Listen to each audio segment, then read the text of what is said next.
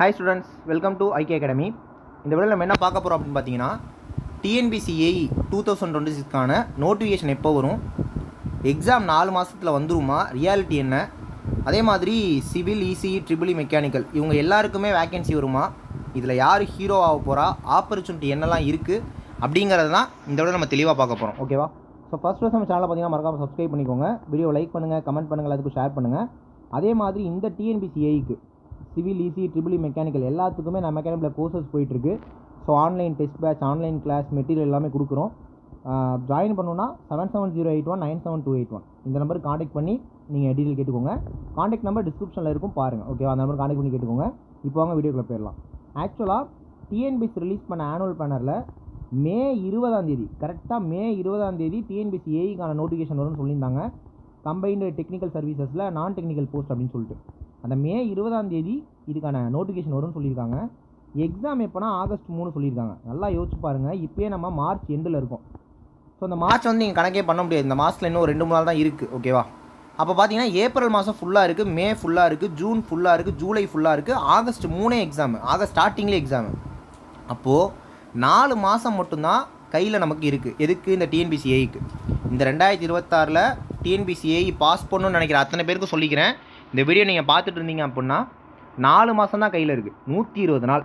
So இந்த 120 நாளில் already படித்தவங்க ரிவிஷன் பண்ணால் போதும். புதுசாக படிக்க போகிறவங்க நல்லா யோசிச்சு பாருங்கள். உங்களோட டெக்னிக்கல் சிலபஸை படிக்கணும், ஜிஎஸ் படிக்கணும், ஆப்டிடியூட் பார்க்கணும், தமிழ் எலிஜிபிலிட்டியும் படிக்கணும். இவ்வளோ விஷயங்கள் இருக்குது.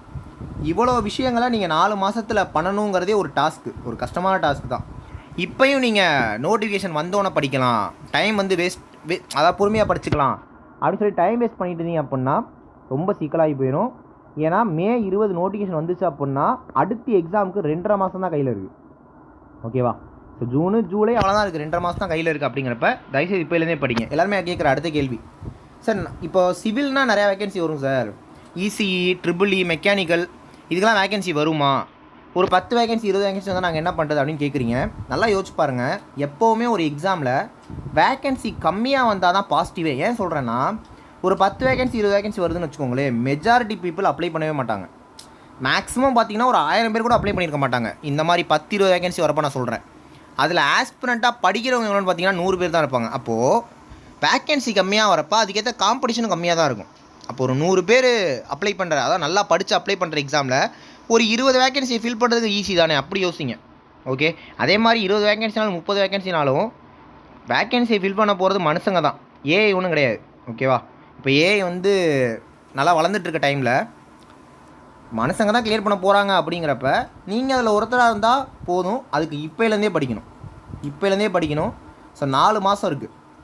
சரி, ஓகே. இப்போ 4 மாதத்தில் இருக்கே என்னென்னலாம் நல்லா படிக்கலாம் அப்படின்னா, டெக்னிக்கல் பொறுத்த வரைக்கும் ஒவ்வொரு டிபார்ட்மெண்ட் எடுத்து பார்த்தீங்கனாலுமே 10 யூனிட் கொடுத்துருப்பாங்க.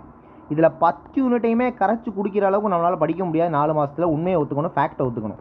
மொத்தமாக டெக்னிக்கல் வந்து பார்த்திங்கன்னா 200 கேள்வி இருக்கும். இப்போ 200க்கு 200 அடிக்க முடியுமானா அடிக்க முடியாது. இப்போ 200க்கு நீங்கள் ஒரு 150லேருந்து 160 அடித்தா கூட போதும். அதுக்கு நீங்கள் ஒரு 7லேருந்து 8 யூனிட் படித்தா போதும். ஓகேவா? 7லேருந்து 8 யூனிட்டை செலக்டிவாக நல்லா படிச்சிங்கன்னா போதும். அடுத்து பார்த்தீங்க அப்படின்னா ஜிஎஸ். ஸோ ஜிஎஸ் பொறுத்த வரைக்கும் ஆல்ரெடி டிஎன்பிசி குரூப் 4 குரூப் 2லாம் படிச்சிருக்கீங்க அப்படின்னா ஆல்ரெடி உங்களுக்கு ஜிஎஸ் பற்றி ஓரளவு தெரியும். ஏன்னா ஜிஎஸ் பொறுத்த வரைக்கும் மொத்தமாக 75 கேள்வி கேட்பாங்க. டெக்னிக்கல் எக்ஸாமில் ஜிஎஸ் பொறுத்த வரைக்கும் அந்தளவுக்குலாம் காம்படிஷன் இருக்காது. அது என்ன சொல்ல வரேன்னா, டெக்னிக்கல் எக்ஸாமில் ஜிஎஸ் வந்து ஒரு மாதிரி சுமாராக தான் பண்ணுவாங்கன்னு வச்சுக்கோங்களேன். அப்போ அந்த 75 கேள்வியில் நீங்கள் ஒரு 40லேருந்து 50 கேள்வி அடித்தா கூட போதும். ஒரு 50 கேள்வி அடிச்சிங்கன்னா கூட போதும் 75க்கு.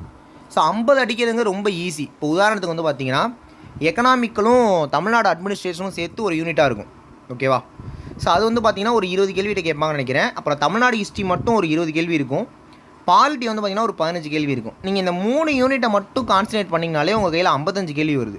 ஸோ இந்த 55 கேள்வியில் நீங்கள் ஒரு 40லேருந்து 50 அடித்தா போதும். மீதியில் எதுவும் படிக்க தேவையில்லை. ஃபைனலாக பார்த்தீங்கன்னா ஆப்டிடியூட் பொறுத்த வரைக்கும் 25 கேள்வி. இன்ஜினியரிங் பேக்ரவுண்ட் இருக்கிறவங்க நார்மலாகவே மேக்ஸ் வந்து ஸ்ட்ராங்காக தான் இருப்பீங்க. அப்போ அந்த 25 கேள்வி கேட்குறாங்க அப்படின்னா அதில் ஒரு 20+ அடிக்க பாருங்கள். இதை நீங்கள் கணக்கு பண்ணிங்கனாலே 150, ஒரு 50, 200, ஒரு 220, அப்போ மொத்தமாக 300 கேள்வி இருக்கும். ஓகேவா? ஸோ இந்த 300 கேள்வியில் நீங்கள் ஒரு 220, 230க்கு மேலே போயிட்டீங்கனாலே ஏஇ எக்ஸாம் பாஸ் பண்ணுறதுங்கிறது ஈஸியான விஷயம் தான். ஓகேவா? ஸோ அதனால் இப்போலேருந்து டைம் வேஸ்ட் பண்ணாமல் படிங்க. ஒரு சப்ஜெக்ட்லேயும் நான் சொன்னதை டார்கெட்டாக வச்சுக்கோங்க. இதை படிக்கிறதுக்கு 4 மாதங்கிறது எனஃப் தான். சரிங்களா? திரும்ப சொல்கிறேன், இந்த எக்ஸாம்ஸ்க்கு online test, online class material எல்லாமே நம்மகிட்ட அவைலபிளாக இருக்குது. ஜாயின் பண்ணிக்கிறவங்க டிஸ்கிரிப்ஷனில் காண்டாக்ட் நம்பருக்கு ஜாயின் பண்ணிக்கோங்க. அதே மாட்டோம் நெக்ஸ்ட்டு பார்த்தீங்க அப்படின்னா, இப்போ இந்த ஏஐ எக்ஸாமுக்கு ஓவராலாக சொல்லியிருக்கேன் எப்படி எப்படி படிக்கலாம் அப்படின்ட்டு, சரிங்களா? இப்போ இந்த ஏஐக்கான ஜாப் நேச்சர் என்ன, ஏஐக்கான ஏஜ் லிமிட் என்ன, ஏஐக்கான சிலபஸ், அதாவது சிலபஸ்க்கான எக்ஸ்ப்ளனேஷன், ஒரு டாப்பிக்குமே எப்படி அப்ரோச் பண்ணுறது, அதுக்கான பிளான், ஸ்ட்ராட்டஜி, இதெல்லாமே அப்கமிங் டேஸில் நம்ம வீடியோஸாகவும் பார்க்கலாம். அதனால் சேனலையும் ஃபாலோ பண்ணிக்கோங்க. நம்மளோட கிளாஸஸ் நீங்கள் ஜாயின் பண்ணோம் அப்படின்னு நினச்சிங்கன்னா, நான் சொன்ன காண்டாக்ட் நம்பர் டிஸ்கிரிப்ஷனில் இருக்கும், அது காண்டாக்ட் பண்ணி ஜாயின் பண்ணிக்கோங்க. அடுத்தடுத்து முக்கியமான வீடியோவில் பார்க்கலாம். தேங்க்யூ.